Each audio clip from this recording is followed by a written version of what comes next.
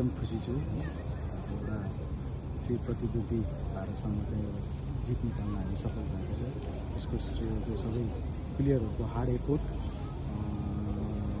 लाई चाहिँ म दिन चाहन्छु।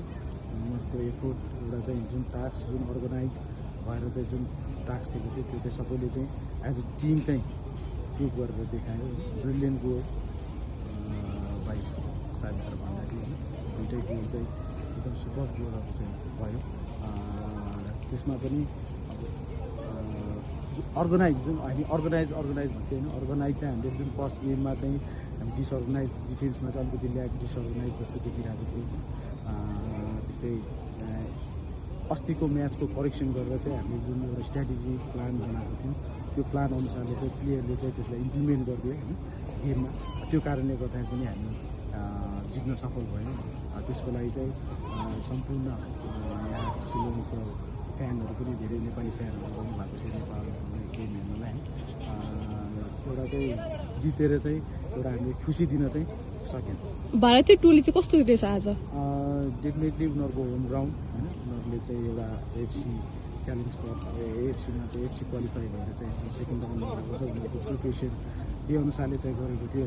हामीले आफ्टर एक गोल पछि चाहिँ हामीले अलिकति बल पोजिसन गुमाउन पुग्यो होइन, धेरै चाहिँ बल पोजिसन उनीहरूले चाहिँ राखेको थियो। पछि फेरि सेकेन्ड हाफ चाहिँ हामी फेरि अर्गनाइज भएर चाहिँ फेरि खेल्यो। त्यस पछाडि हाम्रो बल पोजिसन त्यस पछाडि चान्सेसहरू क्रिएट गर्न चाहिँ हामी सफल भयौँ। तर लास्ट मोमेन्टमा चाहिँ सिम्पली अलिकति डिसब्यालेन्स डिसब्यालेन्स हुँदाखेरि उनीहरूले एउटा गोल गर्ने मौका पाए। त्यस पश्चात पनि प्लेयरहरू चाहिँ एउटा अर्गनाइज भएर चाहिँ फेरि खेल्न सक्यो है। त्यो कारणले गर्दाखेरि पनि डेफिनेटली प्लेयरको हार्ड एफोर्टले चाहिँ हामी जित्न सफल भयो। यो हार्ड एफोर्टलाई चाहिँ हामीले चाहिँ अझ बढी जस्तै फेसिलिटी भनौँ होइन, जुन महिलाको चाम छ अहिले फुटबलमा त्यसमा चाहिँ फेसिलिटीहरू हामीले बढाउँदै लिएर गएर चाहिँ यिनीहरूले योभन्दा अझ राम्रो टिमहरूसँग चाहिँ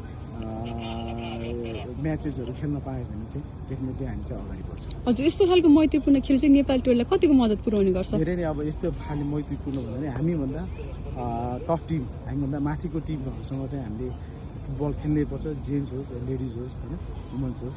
त्यो कारणले गर्दाखेरि हामीले यस्तो म्याचहरू खेल्यो भने चाहिँ हामीले चाहिँ प्रोग्रेस गर्दै जान्छौँ भन्ने मेनली भन्दाखेरि। Thank you.